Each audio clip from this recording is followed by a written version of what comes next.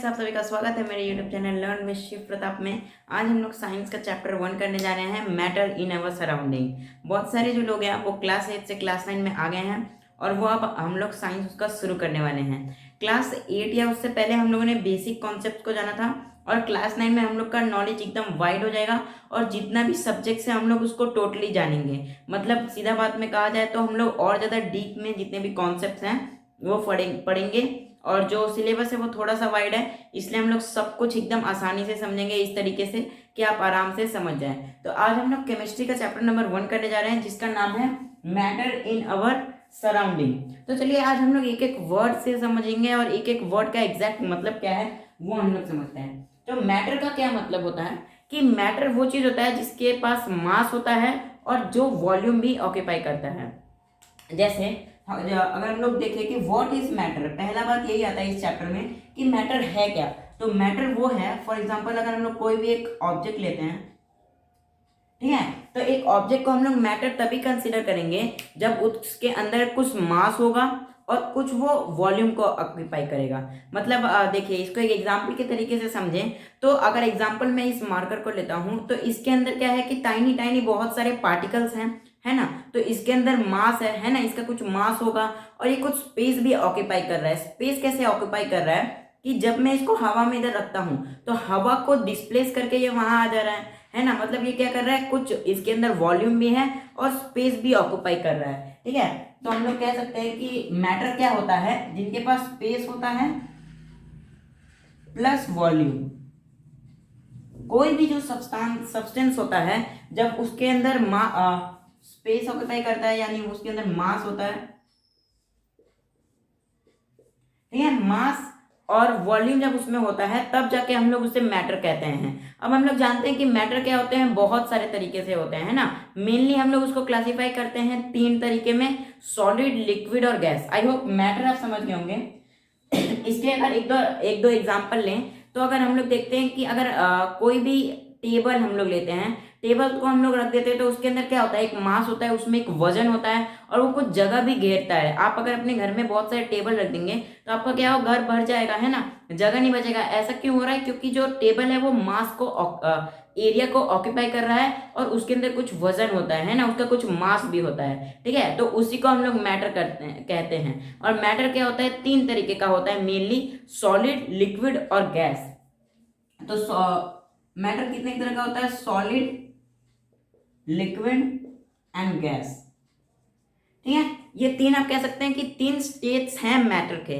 Matter आप अगर कहीं भी देखेंगे तो हमेशा 3 स्टेट्स में ही पाए जाते हैं, सॉलिड, लिक्विड या गैस। सॉलिड क्या होता है, जिसे हम लोग ठोस अवस्था में कहते हैं। यहाँ पे क्या होता है कि जो पार्टिकल्स होते हैं, जैसे जो इनके अंदर जो पार्टिकल्स होते हैं वो काफी ज्यादा पास होते हैं, ठीक है, इनके अंदर स्पेसेस काफी कम होते हैं, तो तब हम लोग उसको जाके सॉलिड कहेंगे। मतलब इसका सीधा बात देखिए, कोई भी जो सब्सटेंस होता है ना वो काफी सारे छोटे छोटे यूनिट से मिलके बना हुआ होता है, जिसके हम लोग पार्टिकल्स कहते हैं। बहुत सारे जो छोटे छोटे यूनिट्स होते हैं वो पार्टिकल्स होते हैं। अगर इसका एक उदाहरण लिया जाए तो एक बिल्डिंग जो होता है ना, बिल्डिंग काफी सारे रूम से मिलके बनता है, रूम काफी सारे कमरों वॉल्स से मिलके बनता है और वॉल्स के अंदर ब्रिक्स होते हैं, ठीक है। और ब्रिक्स के अंदर भी सैंड के छोटे छोटे या मिट्टी के छोटे छोटे पार्टिकल्स होते हैं जिसे हम लोग गर्म करके ईंट बनाते हैं। मतलब मैं कहना ये चाहता हूं कि जो सबसे ज्यादा छोटा बिल्डिंग ब्लॉक्स होते हैं वो हमारा होता है पार्टिकल्स, ठीक है, छोटे छोटे जो पार्टिकल्स होते हैं। और ये जो पार्टिकल्स होते हैं ये सॉलिड, लिक्विड एंड गैस तीनों फॉर्म में एग्जिस्ट करते हैं, ठीक है। तो हम लोग का जो सॉलिड होता है इसमें जो पार्टिकल्स होते हैं ना वो काफी ज्यादा पास होते हैं, है ना, काफी ज्यादा पास पास होते हैं और टाइटली पैक्ड रहते हैं और इनके अंदर स्पेस जो होता है वो काफी कम होता है। अब देखिए इसको हम लोग कैसे समझ सकते हैं कि इनके बीच में स्पेस कम है और काफी ज्यादा पास पास है, तो इनके अंदर जो फोर्सेस हैं जो आपस में ये लोग पकड़ के रखे हैं एक दूसरे पार्टिकल्स को वो बहुत ज्यादा होता है।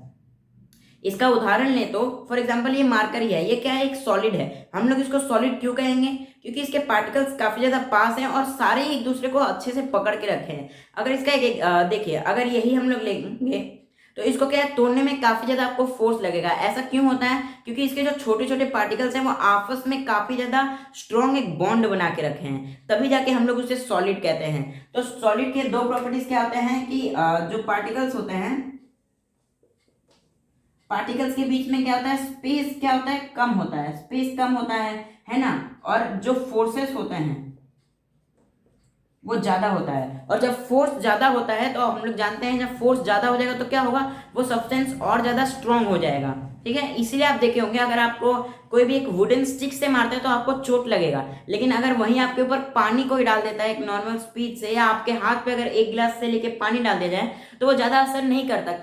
नहीं करता है, क्योंकि लिक्विड जो होता है, आई होप आप सॉलिड समझ होंगे। आप देखिए लिक्विड में क्या होता है, लिक्विड में क्या होता है ना कि स्पेस बहुत ज्यादा ज्यादा होता है, स्पेस बहुत ज्यादा होता है और इनमें उतना अच्छा फोर्स भी नहीं लगता।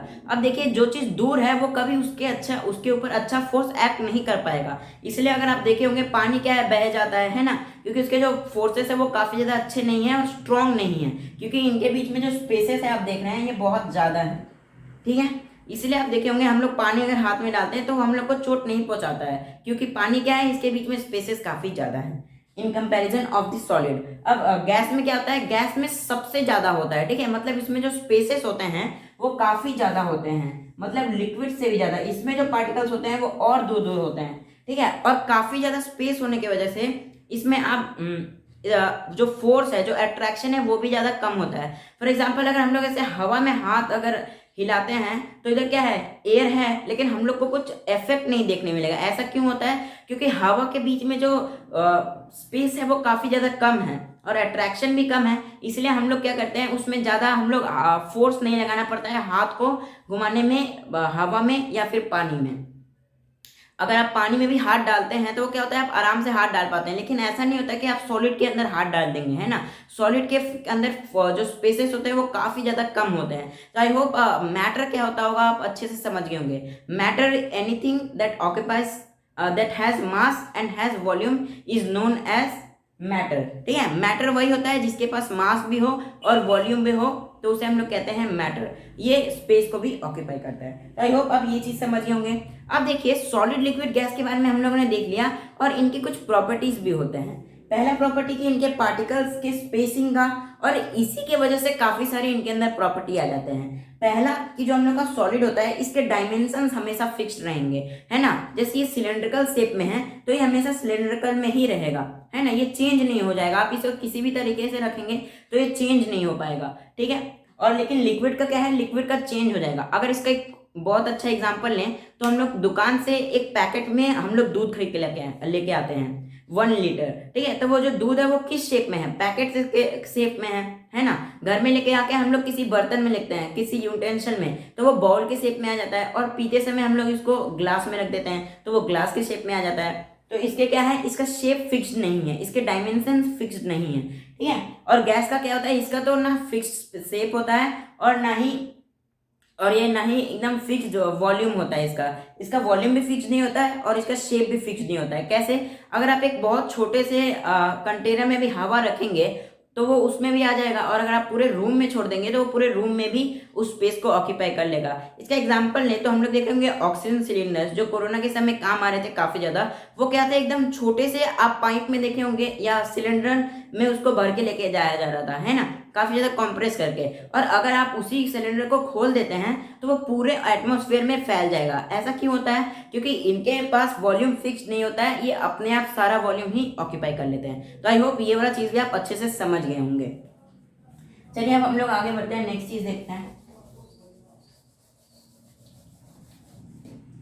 अब देखिए मैटर के बारे में हम लोग समझ लिए, और इस चैप्टर में ना हम लोग मैटर को मेनली फिजिकल जो उसके फीचर्स हैं उसके बेसिस पे क्लासिफाई करेंगे। ठीक है, और हम लोग नेक्स्ट जो चैप्टर है is matter around us pure, उसमें हम लोग केमिकल बेसिस पे क्लासिफाई करेंगे। इधर हम लोग फिजिकल प्रॉपर्टीज के बारे में बात करेंगे और वहां पे हम लोग केमिकल प्रॉपर्टीज के बारे में बात करेंगे। तो चलिए हम लोग का सेकंड टॉपिक आता है कि फिजिकल नेचर ऑफ मैटर। जो हम लोग का मैटर है उसके क्या फिजिकल फीचर्स हैं वो हम लोग समझते हैं। पहला कि मैटर जो है वो काफी ज्यादा पार्टिकल से बना हुआ है, छोटे छोटे पार्टिकल से बना हुआ है, जो मैंने अभी आपको शुरुआत में समझा दिया। दूसरा कि the size of particles are very small. ठीक है, इधर बताया गया कि साइज ऑफ पार्टिकल क्या है, बहुत छोटे हैं। अगर इसका एग्जांपल लें तो अगर आप एक बीकर में, ठीक है, एक बीकर में आप सॉल्ट लेते हैं, ठीक है, सॉल्ट को अगर आप इसमें मिला देंगे तो वो क्या होगा कि इसका लेवल राइज नहीं होता है। ठीक है, इधर एक डायग्राम में देखते हैं, मान लीजिए यहां तक लेवल था, ठीक है, ये आपने मार्क कर दिया कि यहाँ तक लेवल था, ठीक है, यहाँ तक पानी का लेवल था।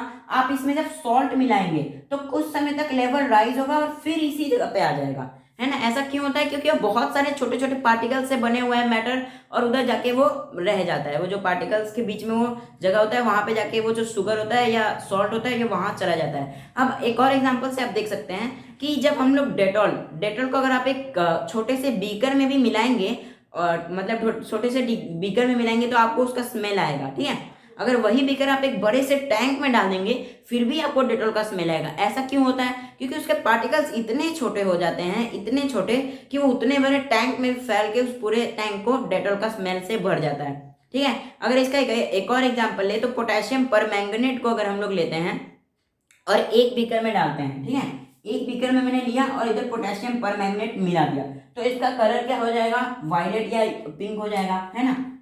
अब देखिए इसमें आपने थोड़ा पानी मिलाया, है ना। पानी मिलाने के बाद क्या होगा? ये थोड़ा और डाइल्यूट हो जाएगा, लेकिन रंग अभी भी रहेगा।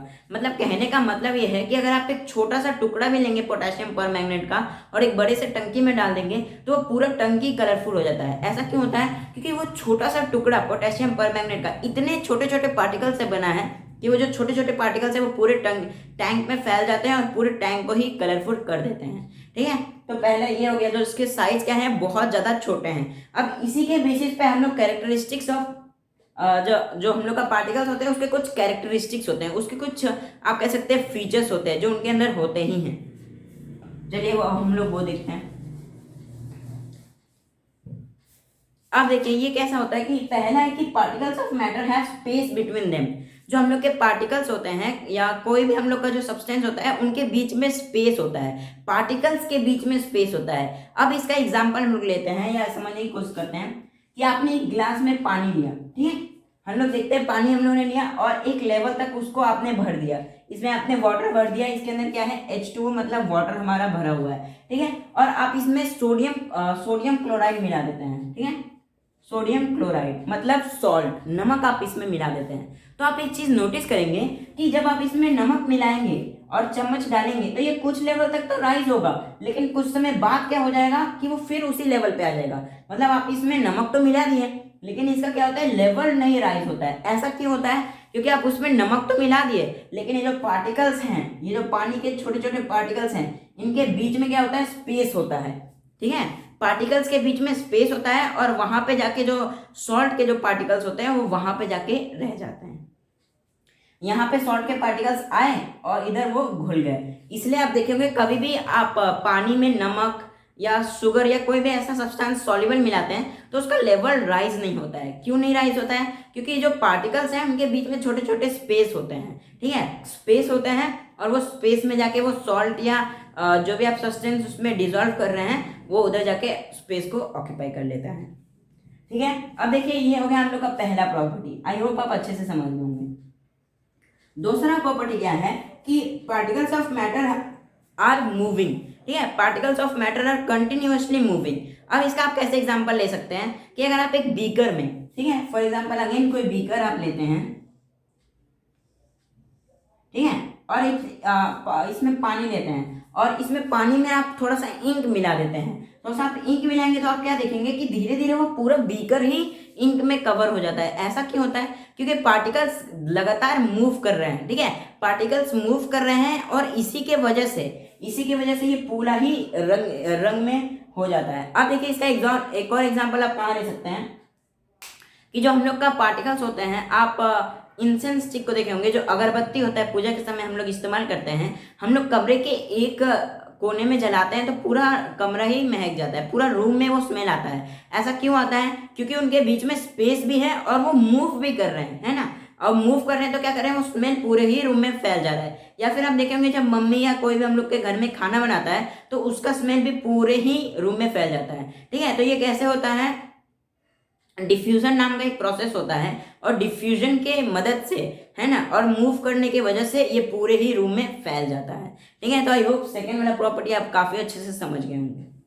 चलिए हम लोग लास्ट प्रॉपर्टी देखते हैं, particles of matter attract each other. अब देखिए अट्रैक्ट ईच अदर का मतलब क्या है कि इनके बीच में एक फोर्स है, ठीक है, एक फोर्स है जो इनके बीच में अट्रैक्ट कर रहा है ना, इन लोग को जोड़ के रख रहा है एक साथ, ठीक है। अब आप इसको कहाँ देख सकते हैं, पानी या फिर आप कोई भी सब्सटेंस ले लें, अगर पेन पेपर ले लें, तो ये क्या होगा कि वो आपस में पकड़ के रखा है, तभी उसके जो पार्टिकल्स हैं एक ही जगह पे हैं। ठीक है, तो ये आप आई होप समझ गए होंगे। देखिए थर्ड जो प्रॉपर्टी है, कोई भी आप सब्सटेंस लेते हैं, फॉर एग्जांपल मैं ये लिया हूं एक वुडन बॉक्स, तो इसके जो पार्टिकल्स हैं ना वो आपस में ही अट्रैक्ट कर रहे हैं। ठीक है, मतलब ये आपस में ही पकड़ के रखे हैं दोनों पार्टिकल्स को, जो मैंने आपको शुरुआत में बताया, पकड़ के रखे हैं, इसीलिए वो एक सर्टेन शेप और साइज में है। अगर अट्रैक्ट नहीं कर रहे होते तो क्या होता कि कोई चीज टूट जाता। फॉर एग्जाम्पल आप देखे होंगे कि चौक बहुत जल्दी टूट जाता है, लेकिन उसी के कंपैरिजन में आप किसी मार्कर या पेन को नहीं तोड़ पाएंगे। ऐसा क्यों होता है, क्योंकि फोर्सेस दोनों में ही लग रहा है, लेकिन डिफरेंस कहाँ हो जाता है कि कितना तेजी से या कितना ज्यादा है वो फोर्स।